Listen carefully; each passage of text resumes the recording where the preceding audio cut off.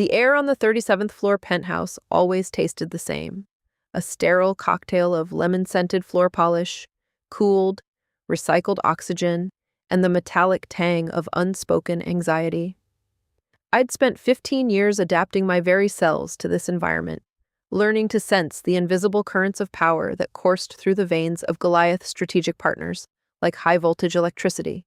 My title was Senior Liaison for Strategic Partnerships, a soundbite designed to boredom the uninitiated, yet to anyone who understood the architecture of massive fortunes, it meant I was the gatekeeper to the innermost sanctuaries. I didn't believe in shouting. Power didn't need a loudspeaker. True dominance whispered in the fraction of a second between silence and a signature, in the subtle nod across a 10-ton mahogany table, and in the intricate machinery of a $7 billion merger I had spent the last 9 months meticulously sculpting from a block of chaotic raw data into a masterpiece of corporate synergy. I was standing by the floor-to-ceiling glass, reviewing final clauses on my tablet, when the doors didn't just open. They surrendered. Madison, the newly appointed VP's daughter, clacked into the room. At 24, armed with an MBA her father likely bought by donating a new building wing, she wore a smirk that broadcasted her absolute certainty that she was the protagonist of existence, and the rest of us were just lucky to be auditioning for the role of background extra in her life. This was her first hour. Literally. "Excuse me?" her voice said, cutting through the office hum like a ceramic knife through meat. She wasn't looking at the panoramic city view. She was looking at me, or rather, at my midsection. I lowered the tablet slowly, turning to meet her with the calculated neutrality I reserved for dealing with erratic hedge fund managers. "Can I help you, Madison? I'm Alex. We were scheduled to meet at—" "I know who you are," she interrupted, a dismissal handwave cutting me off. She was clutching a thick, spiral-bound monstrosity, the employee handbook, a paper relic from the last century that nobody had actually cracked since the invention of the cloud. "And I know exactly what you're doing. Reviewing the merger protocols for the Regis deal," I offered, keeping my volume precisely level. "No," she sneered, closing the distance. She smelled of overpowering jasmine perfume and profound insecurity. "You are violating Code 4, Section B, regarding appropriate client-facing attire." I blinked. I was wearing a vintage Chanel blazer, deep navy, double-breasted with embossed gold lion closures, paired with tailored slacks and a distressed leather tote that cost more than her yearly tuition at Yale. It was the armor of a woman who closed 9-figure deals, not a suggestion box. "I'm sorry, the gold lion closures," she said, tapping the handbook with a manicured claw. "Standardized closures only, according to the official guidelines. And that bag? It looks distressed. We represent excellence, not vintage decay. In the eyes of Regis Holdings, this is a signal of operational weakness." The room plunged into absolute silence. The analysts in the glass cubicles stopped typing. Junior associates froze mid-sip of their artisan lattes. If you enjoy watching high-stakes train wrecks in slow motion, or stories about powerful, entitled people getting precisely the karma they earned, this is the point where I would normally tell you to take a second to hit that follow button and upvote, because trust me, the impact is imminent. But right then, the only thing moving was the dust in the sunlight. "Madison," I said, my voice dropping an octave, deadly calm. "I am meeting with Julian Regis in 48 hours to finalize a $7 billion acquisition. This blazer is not the issue. The issue is that you are actively interrupting my final preparation for that meeting." She flushed a shade of red that clashed spectacularly with her silk scarf. She wasn't accustomed to friction. She was accustomed to Daddy's corporate credit card and terrifying newly hired interns. "I am the Vice President's Chief of Staff," she announced, throwing around a title I knew didn't technically exist for her pay grade. "I am enforcing standards. If you can't adhere to the most basic operational protocols, how can the firm trust you with its entire future?" It was so ludicrous I almost laughed, but then I saw the calculation in her eye. She wasn't thinking about buttons. She wanted a scalp. She needed a quick, high-profile victory on day one to establish dominance, and taking down the acknowledged matriarch was the textbook path to scaring the rest of the pack into compliance.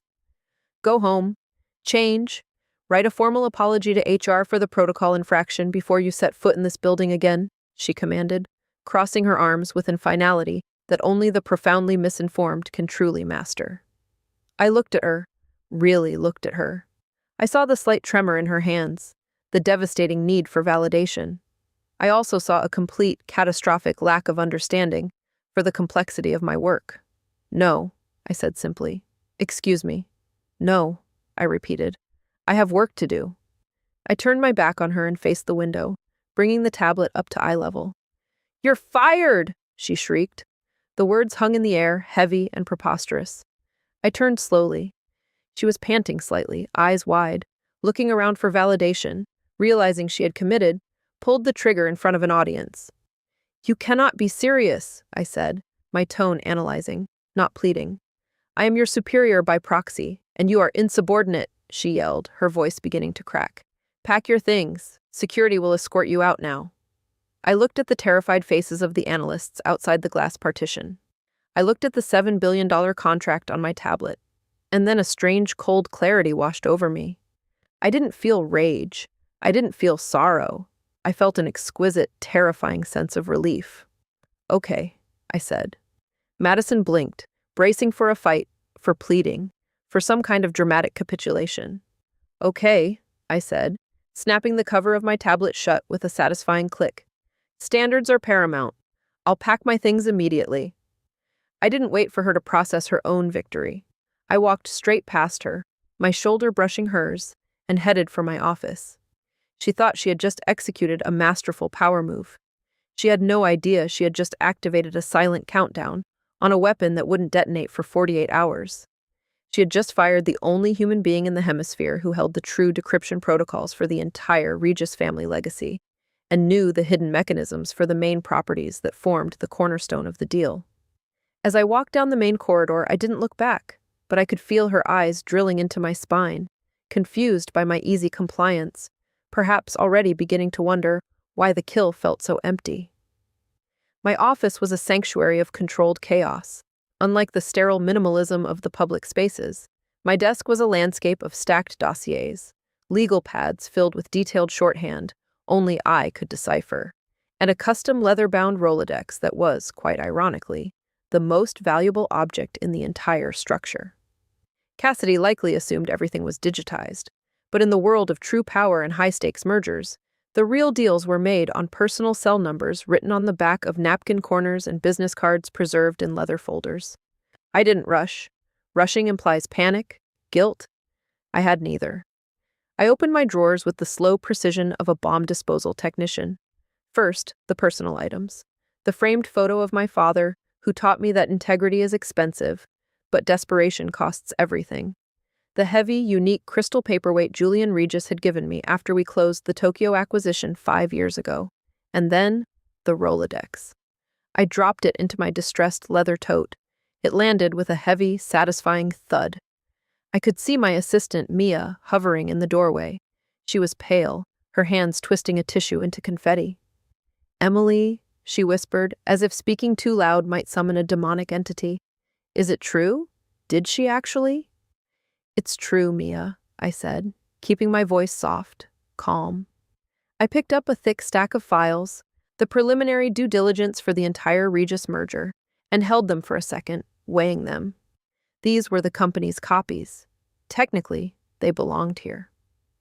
I set them back down, right in the center of the desk. "But the merger, Sarah," Mia stammered. "The final meeting is in 2 days. Nobody else knows the leverage ratios. Nobody else knows about the hidden properties in Maine, the appendix clauses." "I'm sure Cassidy is exceptionally capable," I said, the lie tasting sweet like an expensive poison. "She has an MBA, Sarah. She's read the handbook." I went to my computer terminal. I cleared my browser histo. I logged out of the encrypted main server. I wiped the local cache. I wasn't destroying company property. I was simply removing my unique, personal, intellectual footprint. If they wanted to navigate the complex labyrinth of this $7 billion deal, they would have to do it with the generic maps they had on file, not the essential shortcuts I had built inside my own head. I put on my cashmere coat, soft and warm against the sudden chill of the office air conditioning. I picked up my distressed tote. When I stepped out of my office, the entire floor was pretending to work. Heads were bowed over keyboards, but eyes were darting from under furrowed brows. The silence was deafening. The kind of silence a crew shares as they watch their captain get thrown overboard by a mutineer who doesn't know how to read a compass. Cassidy was waiting by the main elevators, arms crossed, tapping her foot, flanked by two uncomfortable-looking security guards who knew me by name. "Make sure she didn't take any proprietary data," Cassidy snapped at them. Bob, the head of floor security, looked at me with apologetic, weary eyes. He'd seen me work countless late nights over the last decade, seen me order pizza for his entire team during the holiday shifts. "She's clean, Miss Cassidy," Bob mumbled, not even making a move to check my bag. Cassidy scoffed. "Fine, just get her out. I want this toxicity off my floor." I stopped in front of the elevator bay and pressed the call button, my thumb finding the smooth metal with practiced ease. I waited for the ding. When the doors slid open, I turned to Cassidy. She was bracing for a curse, a shout, a dramatic, "You'll regret this." Instead, I smiled. It was a genuine smile, the kind you give someone who has unknowingly just handed you a winning lottery ticket while thinking they're issuing you a parking citation. "Thank you, Cassidy," I said. Her brow furrowed, confusion cracking her perfect mask of arrogance for a split second. "What?" "For clarifying the true priorities of this organization," I said. "It's been illuminated. Good luck with the merger. The appendix clauses regarding the main coastal acreage are exceptionally tricky." I stepped into the elevator. "What appendix clauses?" she demanded, stepping forward as the doors began to close. "The file on the mainframe is complete." I saw the digital drive.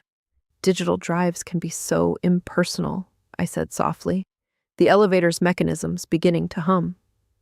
The door slid shut, cutting off her face just as the first flicker of authentic panic started to creep into her eyes.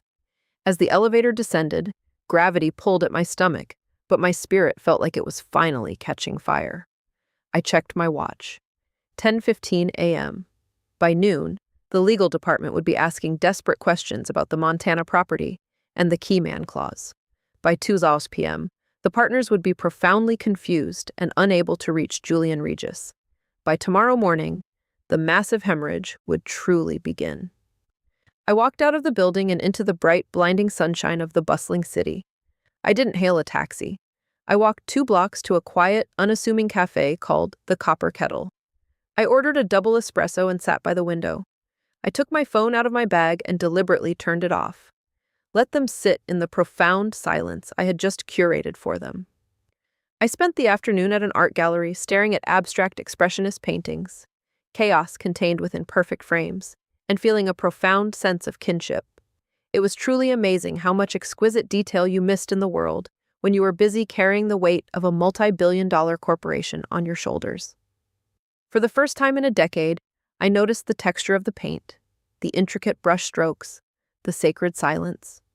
It wasn't until 6 p.m. when I was back in my penthouse apartment, pouring a glass of deep red Nebbiolo, that I decided to turn my phone back on. The device buzzed in my hand like an angry hornet, and it didn't stop vibrating for a full 2 minutes.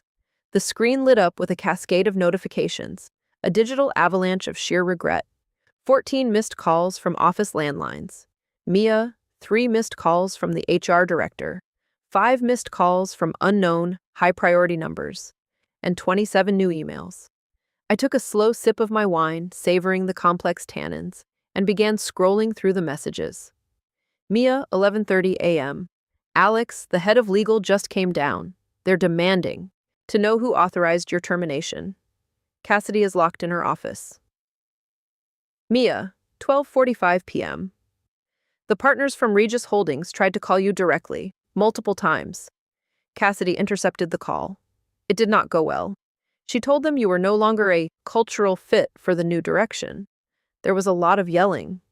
In Japanese, actually. Mia, 2:30 p.m. "Where are the appendix files regarding the old wood acreage in Maine?" Cassidy is screaming at IT. She says you deleted them. The system says they never existed on the server at all. Emily, everyone is completely freaking out. I smiled, swirling the dark wine in my crystal glass. Of course, they weren't on the server. The appendix files weren't documents. They were nuances. They were handshake agreements regarding the retention of key staff in the acquired company, verbal promises I had made to Julian Regis about the precise preservation of his family's legacy branding in a specific patches of Maine coastal land that appeared to be non-revenue generating on any standard balance sheet, but was the emotional heart of the deal for the Regis family. They were in the extensive handwritten notes I had taken by hand, notes that were currently sitting in the precise center of the fireplace of my apartment, reducing into silent ash. I opened an email from the general counsel, Ifit Thorne. David was a good man, but he was spineless when it came to the board. Subject: urgent. Employment status: misunderstanding. Alex, there seems to have been a truly significant breakdown in communication regarding protocol enforcement. Please call me immediately on my personal cell. We need to discuss a full reinstatement of your contract before the Regis meeting. We can smooth this whole thing over. Cassidy is new, overzealous. Let's not let emotions derail the merger. Emotions? I whispered to the empty room. They always called it emotions when a woman reacted strategy, but strategy when a man did the exact same thing. I didn't reply. I could picture the scene at the office with perfect clarity. The sun would be setting, casting long, accusing shadows across the wide-open floor plan. Cassidy would be absolutely exhausted, her jasmine perfume turning stale, her power suit wrinkled and defeated. She would be beginning to truly realize that vice president's daughter was a title that commanded superficial obedience, but not respect, and certainly not the deep, essential knowledge. She had the files, yes. She had the numbers. She could see the valuation is $7 billion, but she didn't know the why. She didn't know that the environmental clause about ancient growth vegetation on the main plot, the one about environmental liabilities, was actually a coded negotiation protecting a hidden, climate-controlled bunker containing the Regis family's extensive, unique historical maritime artifacts collection, uninsured and irreplaceable, for which I held the sole decryption keys to the main entrance. She didn't understand the main acreage was the most vital emotional part of the deal. She tried to renegotiate it, thinking an MBA student's algorithm would flag it for liquidation. She had insulated Julian so deeply he would walk away before the coffee was poured. Another text came through. This one was from a number I didn't have saved in my phone, but I instantly recognized the unique area code, the private line of Julian Regis's chief investment officer. CIO, 7:15 p.m. Alex, pick up the phone now. Name your price. I looked at the message. Name your price. My price wasn't money. My price was dignity. And unfortunately for them, dignity was a currency they had just devalued to absolute zero. I set the phone face down on the polished coffee table. I wasn't going to save them. Not tonight. Tonight I was going to watch a movie. Maybe something about a colossal disaster. Maybe something about a woman who walks into a sunset while the entire castle burns behind her. The panic was quiet from here, but I knew that by tomorrow morning it would be screaming. There is a specific drawer in my antique writing desk at home that stays locked. It doesn't contain jewelry or cash. It contains pure, unadulterated leverage.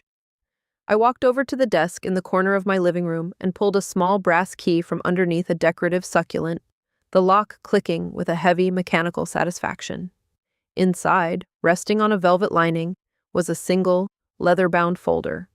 It was worn, the edges soft and yet smelling of old paper and old money. Embossed on the front in faded gold leaf were the words, NDA Legacy Protocol, Regis Family Trust. Most people assumed I was hired by Goliath Strategic Partners because of my resume. The truth was, I was part of the package. 5 years ago, Julian Regis first considered letting outside capital touch his family's vast maritime empire. He had one condition. He wanted a liaison who understood old money. Not the loud, flashy wealth of the digital age, but the quiet, guarded wealth that moves in centuries, not fiscal quarters. My father had been Julian's father's personal attorney.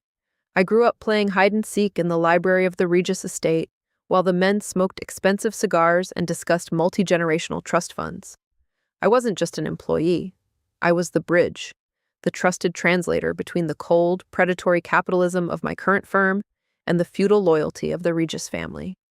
I opened the binder. Inside, a single sheet of cream-colored paper with a direct, private number. It wasn't a business line. It was the number to the phone Julian Regis kept in his breast pocket. I sat there for a long time, tracing the numbers with my finger. Calling this number was the absolute nuclear option. It breached every confidentiality clause in my employment contract. It was professional suicide, and it would change everything. But then I remembered Cassid's face.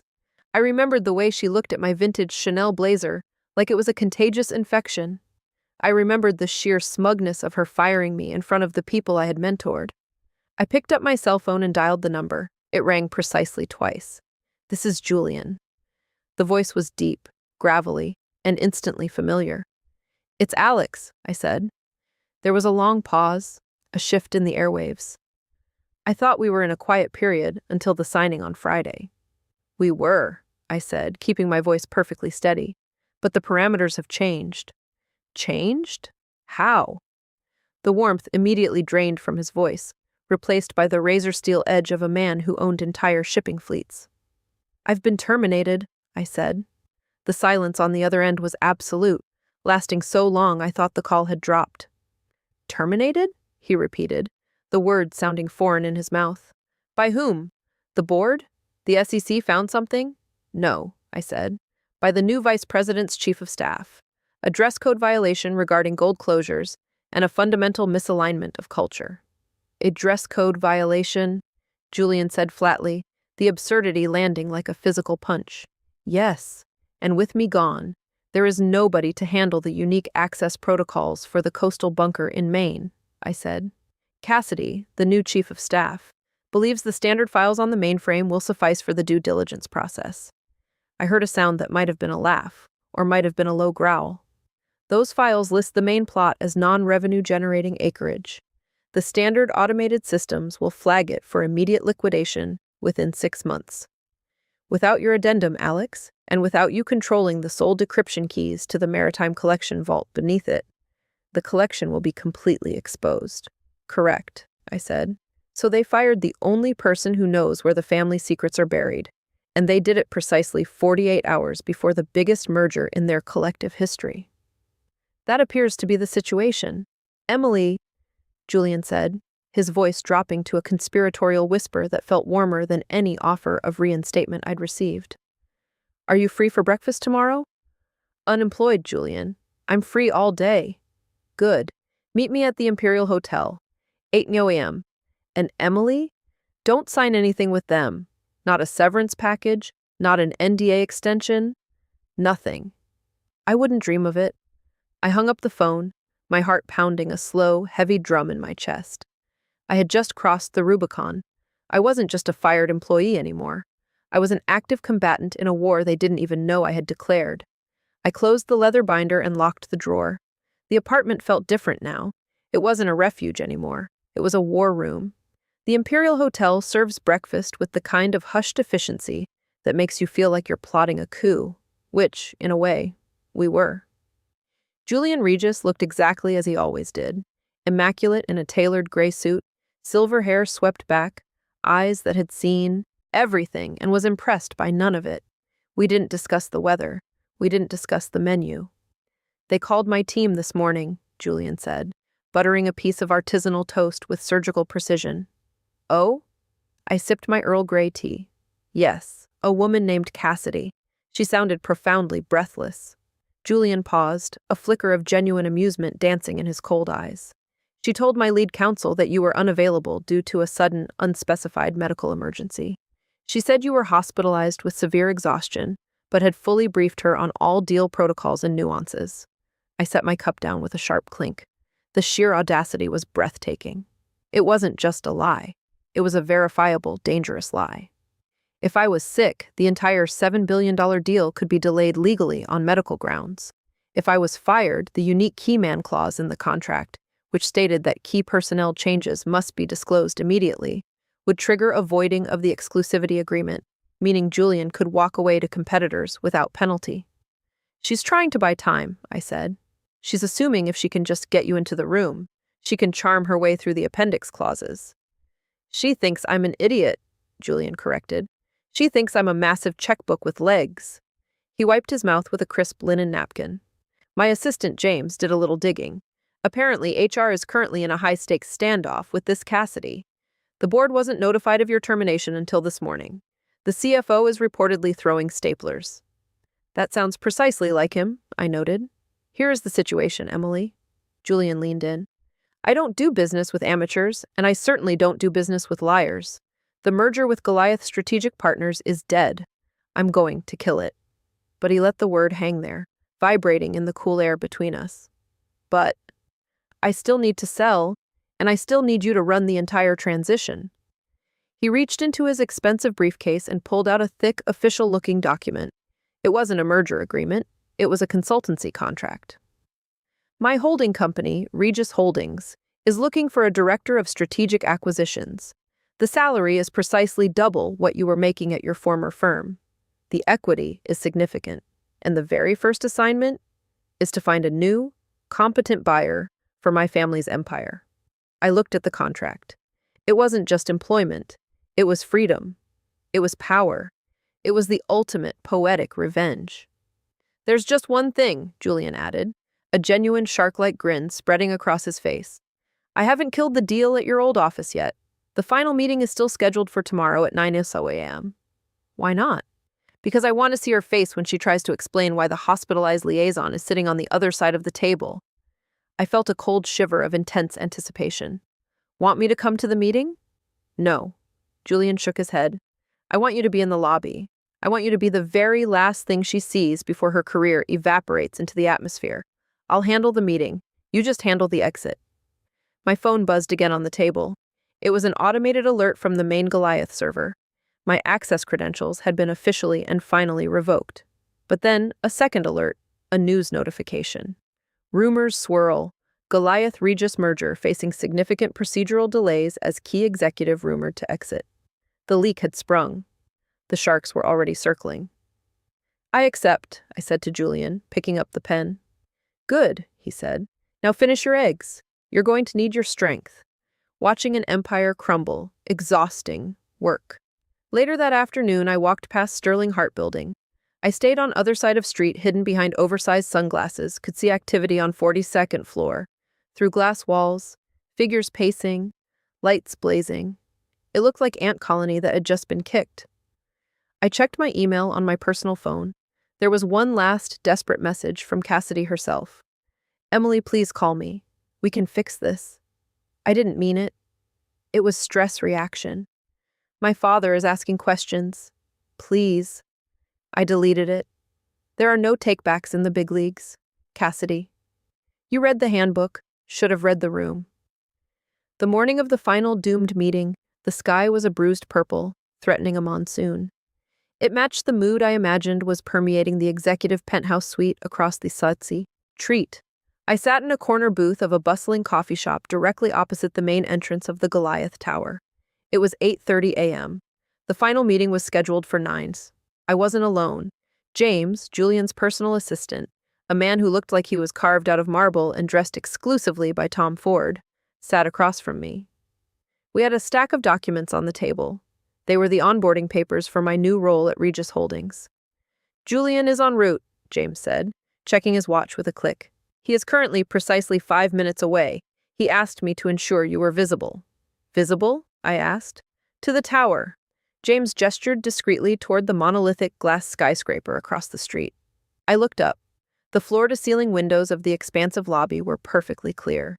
And there, pacing back and forth near the main security turnstiles, was a figure in a tailored white suit. Cassidy. She looked absolutely frantic. She was yelling at a receptionist, gesturing wildly at the banks of elevators.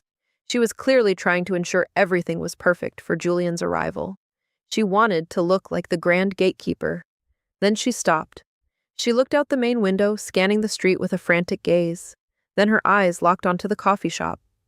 The distance was about 50 yards, but I saw her entire body freeze. She saw me, and more importantly, she saw James.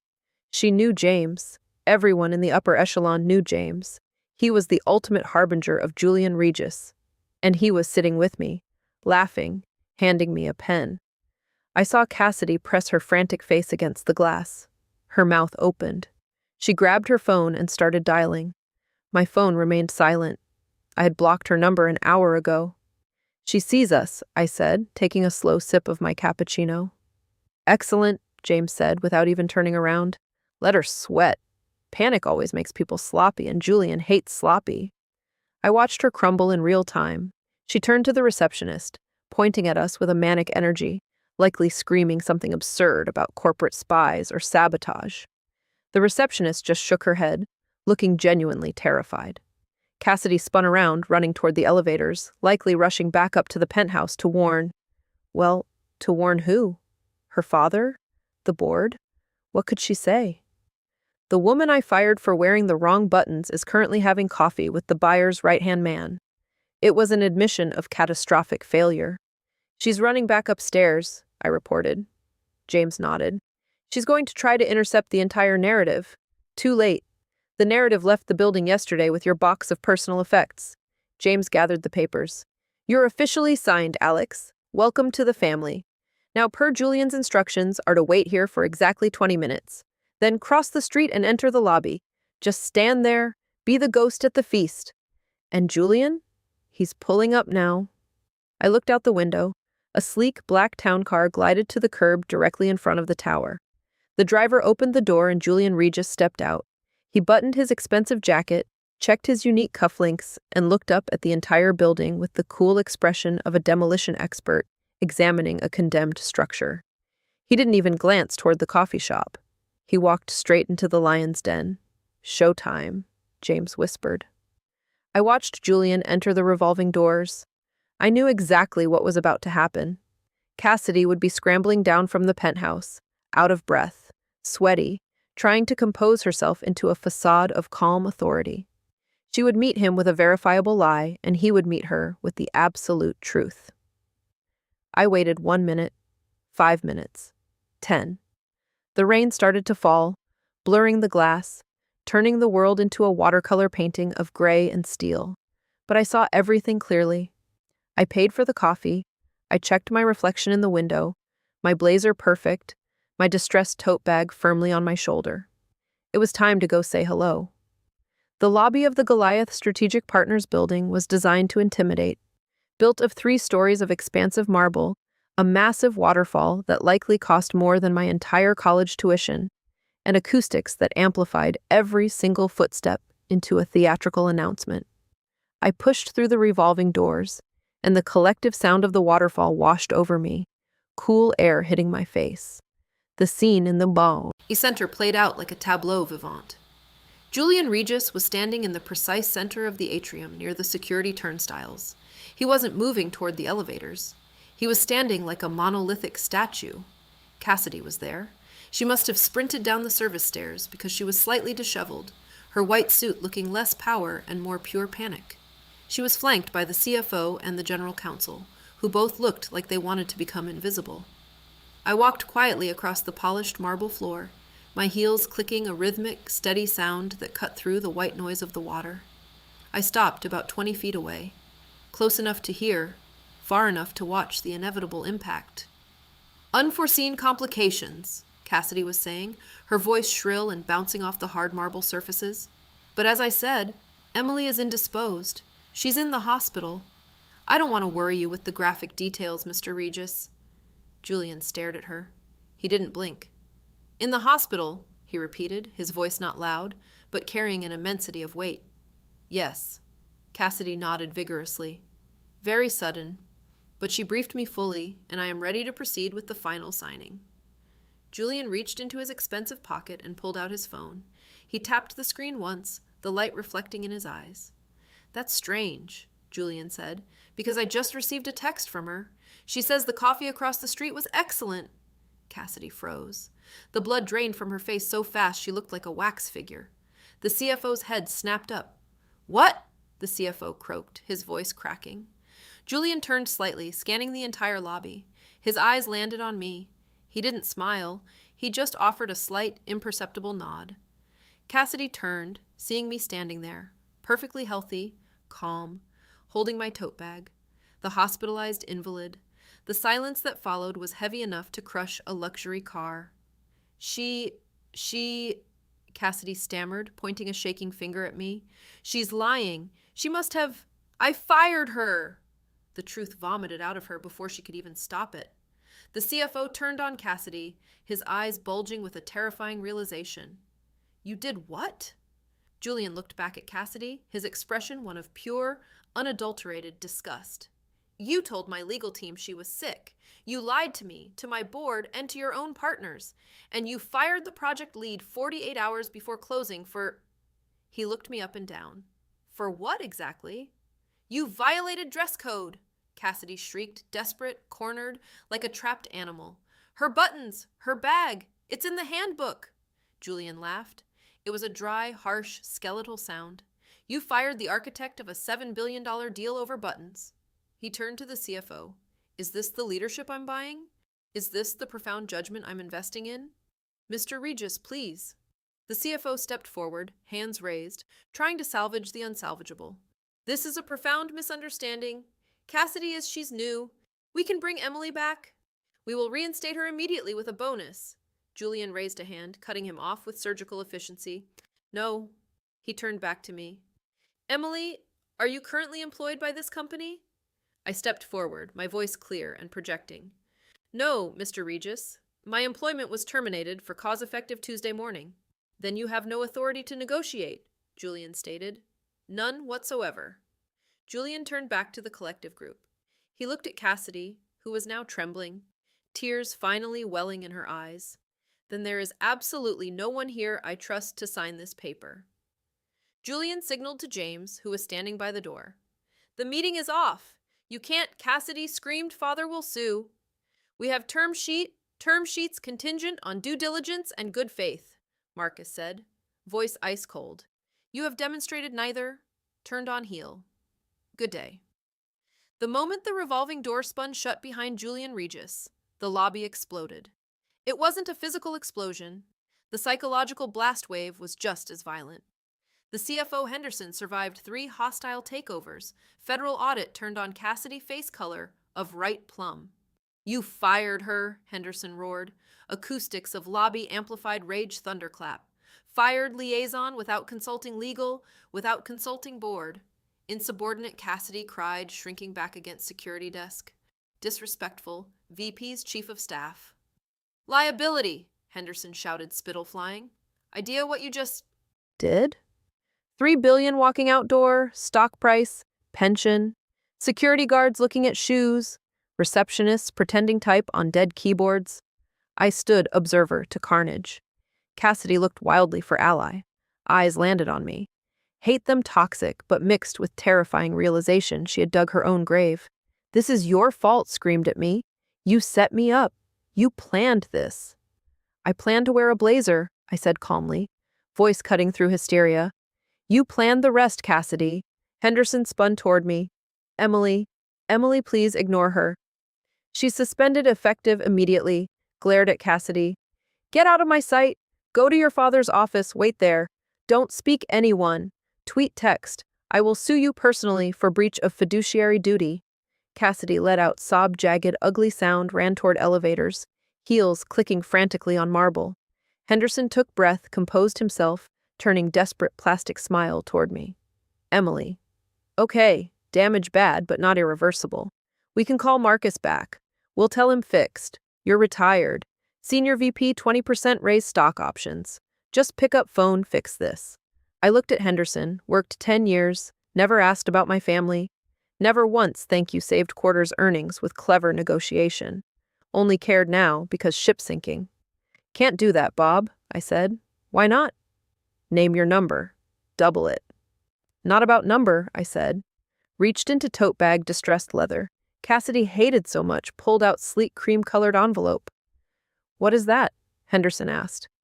Resignation letter, I lied. Wasn't. Onboarding packet Sterling Holdings. But he didn't need to know that.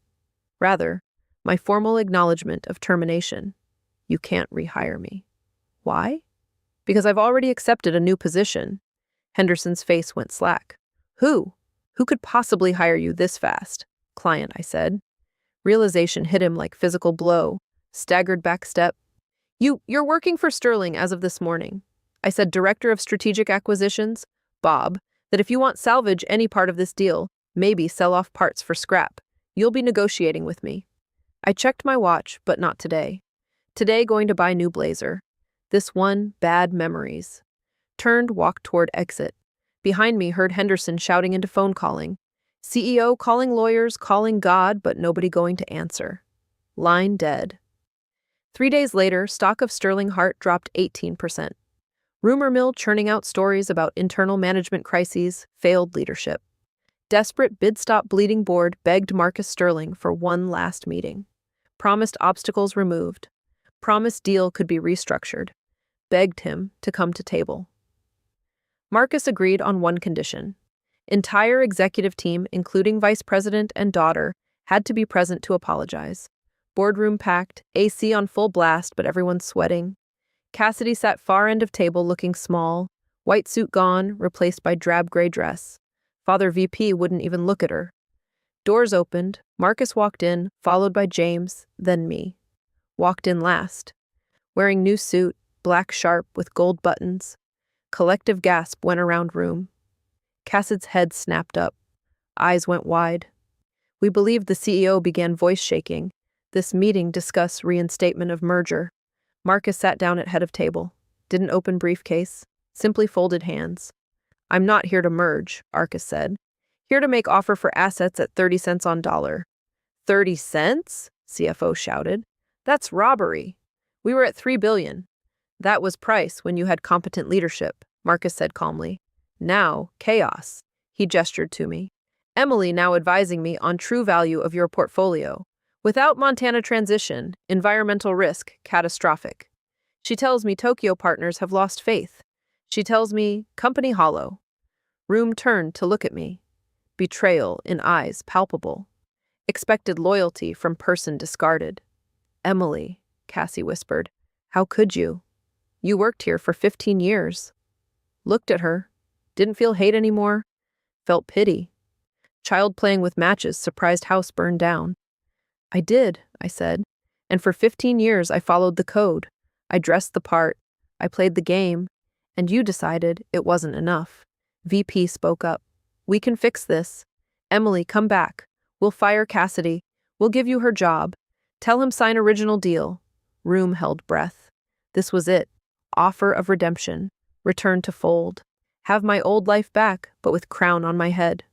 Looked at Marcus. Raised eyebrow waiting. You ready to sign? He asked, playing along. Looked at CEO, CFO, and finally Cassidy. Smiled. Esmiu, Isle of woman who knows exactly where body's buried because she's the one holding shovel. Sorry, I said softly. Voice echoing in silent room. She fired me. No deal. Marcus stood up. You heard the lady. Offer 30 cents on dollar. You have until 5 p.m. to accept, or we wait for bankruptcy auction and buy it for 10. Turned, walked out. I followed him. Didn't say goodbye. Didn't need to. Silence behind me said it all. As we walked to elevator, Marcus handed me file. Good work, director, he said. I took file. Thank you, Marcus. Elevator doors opened. I stepped in, and for the first time in 15 years, I didn't check mirror to see if my buttons were straight.